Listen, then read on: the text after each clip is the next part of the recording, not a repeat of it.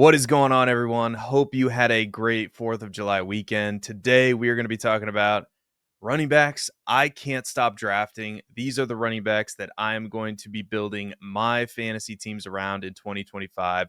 So without further ado, let's get into the video. And today, we are going to start with Chase Brown. Chase Brown is currently being drafted as the 29th overall player, RB11, according to Underdog ADP. And I have to admit, I was wrong about Chase Brown, and the Bengals doubled down this offseason by not adding a running back of note until round 6 in the NFL draft, and that would be Taj Brooks. So the current depth chart of the Cincinnati Bengals looks like this: Chase Brown, Zach Moss, Samaje Perine, Taj Brooks. And Brown proved he could be the 2025 version of a bell cow running back last season. Beginning in week 6, Brown saw a significant increase in usage, averaging 77.7% snap share during those weeks. That would be weeks 6 through 17. He did suffer an ankle injury in week 17, but he remained mostly healthy throughout that stretch of games. And during that stretch of games, Chase Brown averaged 18 fantasy points per game. If we extrapolate that out over a full season, he would have been the RB6 in fantasy points per game in 2024. In 2024, Brown ranked number 10 in opportunity share, 72.8%, number 6 in targets amongst running backs with 65, and number 11 in red zone touches, which is key because he's not the biggest running back. So they were giving him opportunities in the red zone. And we have to remember, this was with limited usage in weeks 1 through 5. In weeks 1 through 5, he averaged just a 31.6% snap share, 8.2 carries per game, and 2.4 targets per game. And the Bengals offense should be an environment where a pass-catching running back should thrive. Last season, the Bengals defense was terrible. It ranked number 25 in points allowed per game, 25.5, and the Bengals fired their defensive coordinator, who I actually thought was a pretty good defensive coordinator, in Lou Anarumo, if I'm saying that right. And they brought in Al Golden to replace him. And outside of adding defensive pieces with their first 2 rounds in the NFL draft, Shamar Stewart, who notably is going through a weird contract thing with the Bengals, and then Demetrius Knight, who's a linebacker in round 2, the Bengals really haven't bolstered their defense all that much. And that means the Bengals are likely going to be a team that throws the ball a ton because they're going to have to keep scoring to win games. Last season, Joe Burrow led the NFL in pass attempts with 652. I bet he's the favorite to do that again in 2025. And this should be great for Chase Brown. And as we all know, especially in PPR leagues, Chase Brown is a smash pick. But according to Underdog Drafts on Twitter, Chase Brown totaled 151 carries and 44 targets in his final 8 games after Zach Moss's injury. And since 2020, only 5 other running backs saw 150 carries and 40-plus targets over an 8-week span. That would be Alvin Kamara, Saquon Barkley, Dalvin Cook, Najee Harris, and Josh Jacobs. That's a pretty good list to be on. And my bold prediction, and we'll get to hot takes in another video, but spoiler alert, one of those hot takes is going to be, because of the offense and the fact that they're going to have to throw the ball a ton, because of the skill set of the player, Chase Brown is a dark horse to finish as the RB1 overall in 2025. Let me know your thoughts, but Chase Brown, definitely somebody I cannot stop drafting. Let's move to Kenneth Walker, who's currently coming off the board at pick 56, RB17. And in 2024, Kenneth Walker played in just 11 games. He dealt with injuries, and this is one of the biggest criticisms against drafting Kenneth Walker this season. He missed 2 games with an oblique injury. He missed 2 games with a calf, missed 2 games with an ankle, missed 6 games total. But before this season, Walker had missed just 2 games in the previous 2 seasons. So he missed 2 games in 2023 and in 2022. But he should be 100% healthy heading into 2025. The Seahawks also have a new offensive coordinator in Clint Kubiak, who was in New Orleans last season as their offensive coordinator. And he also served as the offensive coordinator in Minnesota in 2021. And why is this important? Because in those seasons, Alvin Kamara and Dalvin Cook absolutely smashed. In 2024, Alvin Kamara played in 14 games. He was the RB9 overall and the RB5 in fantasy points per game. In 2021, Dalvin Cook played in 13 games, was the RB14 overall, RB5 in fantasy points per game. And there are also some signs pointing in the direction that Ken Walker is going to be used as a true bell cow running back in 2025.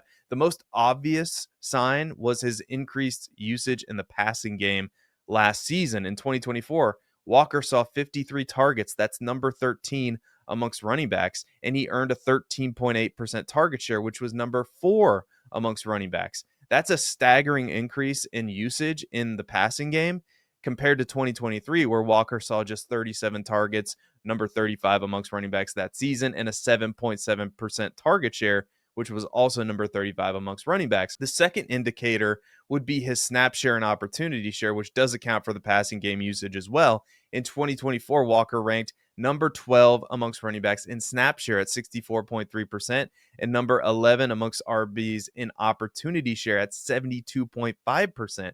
So compare this to 2023, where Walker saw just a 54.5% snap share, which was number 24 amongst running backs, and a 67.7% opportunity share, number 14 amongst running backs. That's a pretty significant jump up in both of those categories. And we touched on the offensive coordinator earlier, but I want to reiterate this because I believe it's important. I think Zach Charbonnet is in trouble from a usage standpoint based on the way Clint Kubiak has used his running backs. And you can argue, and it's fair to say, yes, Clint Kubiak used Alvin Kamara and Dalvin Cook because those running backs are extremely good, and they are. But I would argue that Kenneth Walker is an extremely dynamic running back and could be a bell cow in an offense. And yes, Zach Charbonnet is there, but I think clearly Kenneth Walker is the better of those two running backs. And just some more usage for you with Alvin Kamara. Last season with the Saints, Alvin Kamara ranked number 7 amongst running backs in snap share at 73.1%,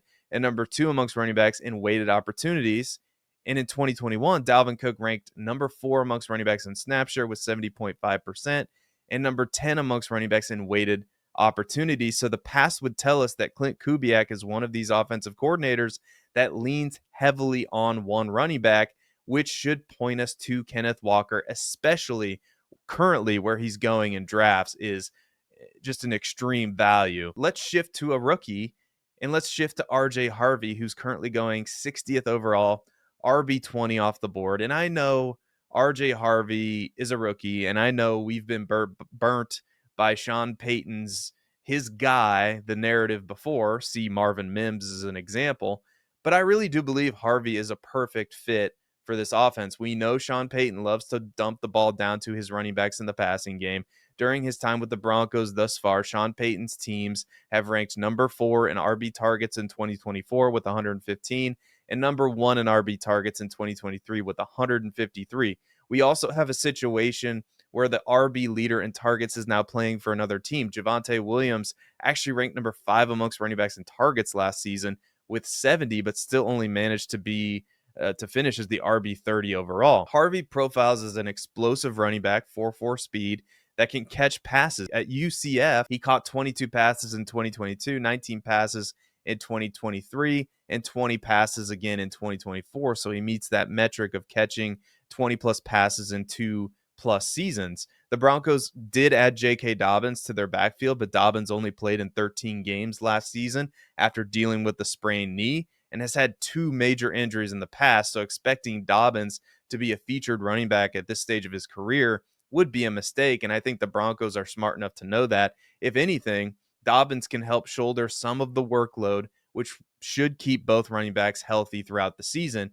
And finally, the offensive environment is phenomenal here with the Broncos for a running back to thrive. We've already talked about how Sean Payton loves to get the ball to his running backs in the passing game, but we also need to talk about the offensive line, which PFF ranked number 2 in the NFL at the end of the 2024 season.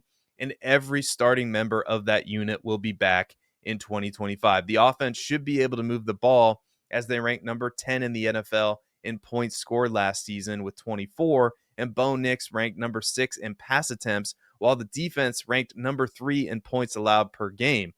All of it points toward the featured member of this team's backfield being a potential fantasy football mega producer, and that person is RJ Harvey. Let's go straight from rookie to a perfect juxtaposition in James Conner, who's currently coming off the board, 65th overall, RB22 off the board. We go from flashy and new to old and potentially cranky. Not a lot of people want to talk about this because, frankly, it's boring, but James Conner has been really good for fantasy over the past couple seasons. In 2024, he played in 16 games and finishes the RB15 in fantasy points per game with 15.9 fantasy points per game scored.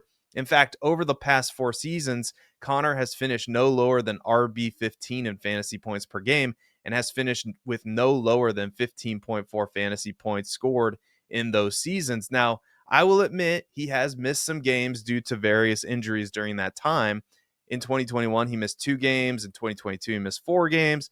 And in 2023, he also missed 4 games. But what is interesting is his efficiency from 2021 to 2024 has improved over time. In 2021, Conner ranked number 62 in true yards per carry, 3.6, and number 27 in yards per touch. In 2024, Conner ranked number 20 in true yards per carry, 4.4, and number 11 in yards per touch. In 2024, Conner also ranked number 11 amongst running backs in targets with 55, number 10 amongst running backs in red zone touches, number 7 in yards per reception, number 8 in yards per route run, number 1 in juke rate, number 1 amongst running backs in evaded tackles, number 5 in breakaway runs, and number 6 in yards created. James Conner has aged like fine wine. Now, I know what you're going to say. You ageist out there are going to say, well, he's 30 years old and he has been injured before, so he's likely going to miss a few games in 2025. I don't like that. I'm not drafting James Conner. The beauty is the Cardinals didn't add anyone of note to their backfield in the offseason, and Trey Benson is the clear handcuff. It is very easy to draft both James Conner and Trey Benson, who's currently being drafted at 139th overall, RB44 off the board in your drafts. And usually I'm not a handcuff your own running backs kind of guy, but in this case, I'd recommend doing so because you virtually guarantee yourself the starting running back in Arizona at a relatively inexpensive cost. And the Arizona Cardinals offensive line ranked number 16 according to PFF toward the end of the 2024 season and will return 4 out of the 5 starters in 2025. This is a unit that also has gotten better and better over time, and I expect them to take another jump in 2025, which is why securing the starting running back in Arizona is going to be very beneficial for fantasy. The Cardinals also ranked number 11 in points scored last year with 23.5 points scored per game. So this is going to be an offense that's going to be able to move the ball. They're going to be able to score points at a consistent pace. And this is an offense with the quarterback and the offensive coordinator are the same in 2025. I don't see why this offense can't put up similar production this season. And that all points to James Conner being very good for us in fantasy once again. Now I'm going to go right back to the rookie. So we went rookie, old guy, back to rookie. And I'm leaning into some uncertainty here, but let me explain why I believe Quinshon Judkins could be a bell cow running back this season. For starters, his college production was off the charts. In 3 college seasons, 2 at Ole Miss, 1 at Ohio State, he never rushed for fewer than 1,060 yards, and he put up back-to-back seasons where he caught at least 20 passes. His lowest touchdown total was 16 in those 3 seasons, which is insane. His size is good, 6 foot, 221, and he ran a 4.48 at the NFL Combine. And currently, the Browns' running back depth chart looks something like this. Jerome Ford is there, Dylan Sampson, Pierre Strong, and Quinshon Judkins likely figures in to be either the starter or at the very least the backup to Jerome Ford. But let's face it, he's probably the starter. And perhaps the biggest hurdle standing in the way of Judkins being a true bell cow running back in his first NFL season would be Jerome Ford. And to be honest, Ford has had his opportunities to win the starting job back in 2023, and he kind of blew it. During the 2023 season, the Browns actually gave Ford a lot of opportunity because of Nick Chubb's injury. During that season, Ford ranked number 26 in snap share, number 35 in opportunity share, number 23 amongst running backs in carries, number 14 amongst running backs in targets. The problem was Ford was not very efficient with those touches. He ranked number 52 amongst running backs in true yards per carry, number 35 in yards per touch, number 17 in yards per reception, and number 14 in yards created, which isn't horrible, but it still doesn't paint a very pretty picture. And the only other running backs on the roster during that 2023 season were Kareem Hunt, Pierre Strong, and the aforementioned Nick Chubb, who dislocated his knee in one of the more gruesome injuries I can remember. And Kareem Hunt, if you're asking, well, why didn't the Browns use Kareem Hunt more if Jerome Ford wasn't very efficient? Well, Kareem Hunt was even worse. Kareem Hunt was horrible that season. Number 67 in true yards per carry, number 55 in yards per touch, 5.6 yards per reception, and number 54 in yards created. So the Browns really didn't have a choice in 2023. And while Ford did lead the team in RB touches during the 2024 season, I think it's notable that he didn't get nearly the amount of opportunities that he received in 2023. Nick Chubb did come back, but was horribly inefficient. And that Browns team decided to draft not one, but two running backs in the NFL draft. One of those running backs, Quinshon Judkins, profiles very similarly to Nick Chubb. The Browns also decided against running the ball last season, which is normally their bread and butter under Kevin Stefanski. In 2024, the Browns ranked just number 28 in the NFL in rush attempts per game with 23 attempts per game. The previous two seasons under Kevin Stefanski, the Browns ranked number 5 in rush attempts in 2023 and number 5 in rush attempts in 2022. And while it might be a timeshare at the start, I believe the Browns will start to pivot to Judkins more throughout the season because the lack of the running game just doesn't make any sense in 2024, given the play caller was Kevin Stefanski. It leads me to believe that they were frustrated with their running game and thought, well, if we can't run the ball, I guess we have to pass the ball. And their moves in the offseason, adding two running backs, one of them very early in the second round in Quinshon Judkins, points to the fact that they want to get back to that and they need the horses to do it. And Quinshon Judkins is the guy to do it. The Browns offense is also very sneaky in terms of the amount of plays they run per game. In 2024, the Browns ranked number 3 in plays per game with 65.8 plays run per game. And over the last 3 seasons, the Browns have averaged a staggering 67 plays per game, average finish of number 3 in that category in the NFL. And my guess is they're going to run a lot of plays this season as well, considering their defense ranked number 27 in points allowed per game last season, and it shouldn't be much better in 2025. I foresee a lot of scenarios where the Browns are playing catch up, which should force them to push the pace yet again. And with the sheer volume of plays, and with the Browns likely turning back to the running game closer to their 2022 and 2023 numbers. And oh, by the way, Quinshon Judkins is great in the passing game, and he's a above average pass protector as well. So that should see him get on the field more than we might expect. They almost have to turn to their second round rookie running back to provide them with the most bang for their bucks in terms of efficiency. And the Browns offensive line isn't great, but it's not horrible either. It ranked number 20 towards the end of this last season, according to PFF, and should be okay as they return 4 out of their 5 starters. Let's shift our focus to another veteran, shall we, in Isiah Pacheco, who's currently being drafted 81st overall, RB27 off the board. And the cost here is just unbelievable to me. Pacheco is likely going to be the starting running back for the Chiefs. And likely is probably a euphemism. He definitely is going to be the starting running back for the Kansas City Chiefs. He was hurt last year, and that clearly limited his performance. But let's not forget, in 2023, Pacheco finishes the RB14 in fantasy points per game and was a common round 2 pick in redraft leagues. And during that 2023 season, Pacheco ranked number 13 in snap share amongst running backs at 61.2%.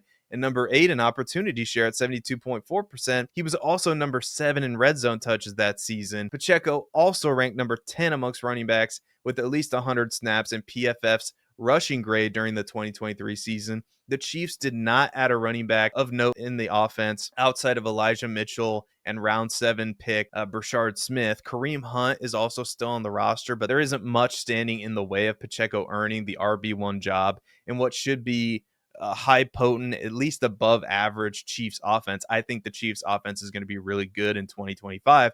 And don't forget that the Chiefs offensive line should be good yet again, especially up the middle with Creed Humphreys and Trey Smith.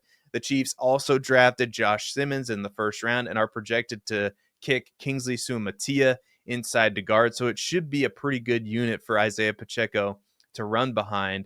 And this is a classic case, in my opinion, of a running back disappointing people in 2024, so his cost is reduced. I am buying Isiah Pacheco at his current cost. The last running back we're going to talk about, and I know I'm going to get heat for this, but it's Travis Etienne. He's 101st overall player according to Underdog ADP, RB 33 off the board, and I still believe in Travis Etienne. Last year, he was horrible. I get it, but he was banged up. He had a shoulder injury in week 4, hamstring injury in week 6, and there will be a new play caller and head coach in town in Liam Cohen. And you could make the case for Bashul Tutin. I get it, which the Jaguars' new front office and coach prioritized in round 4 of the NFL draft, but that's just it. They waited until round 4 to address the running back position. And let's not forget about Travis Etienne's 2023 season. He finishes the RB7 with 16.6 fantasy points scored per game. He was number 6 in snap share, number 6 in opportunity share, number 7 amongst running backs in targets, number 4 amongst running backs in carries. He wasn't very efficient with his carries. He ranked number 55 in true yards per carry, but he was efficient in the passing game, number 9 in yards per reception, and he ran deeper routes for a running back. He was number 15 in yards per route run. And while Etienne was clearly terrible as an in-between the tackles runner, let's also not forget that he still received a decent target share last season, which ranked number 18 amongst running backs at 11%, and also racked up a decent amount of targets, 52 targets, which ranked number 15 amongst running backs. Now, it's true that Tutin could be coming for those targets in the offense, but my guess is those targets are Etienne's to lose. And also, Etienne is in a contract year, and the cost of drafting him is so low, we almost have to consider taking him if he's potentially going to be the starter in this offense. And we also have to consider that his college teammate is still quarterbacking the team for what that's worth. The Jaguars also added Travis Hunter to the offense, which should help free up the middle of the field for the running game. The Jags also lost Christian Kirk and Evan Ingram in the offense, so those targets are going to have to go somewhere. I bet some of them are going to go to the running backs, and Travis Etienne should be the first guy in line for those targets. So for all those reasons and more, Travis Etienne, I think, is a smash pick this year, but let me know what you think in the comments. Those are the running backs I cannot stop drafting in 2025. Let me know the running backs that you cannot stop drafting in 2025. Be sure to click the like button, subscribe to the channel. Thank you for watching, and until next time, be good, everybody, and we will see you in the next one.